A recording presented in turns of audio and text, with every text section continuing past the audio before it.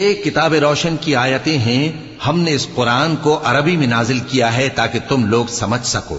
اے پیغمبر، ہم اس قرآن کے ذریعے سے جو ہم نے تمہاری طرف بھیجا ہے تمہیں ایک نہایت اچھا قصہ سناتے ہیں، اور تم اس سے پہلے بے خبر تھے۔ جب یوسف نے اپنے والد سے کہا کہ ابا، میں نے خواب میں 11 ستاروں اور سورج اور چاند کو دیکھا ہے، دیکھتا کیا ہوں کہ وہ مجھے سجدہ کر رہے ہیں۔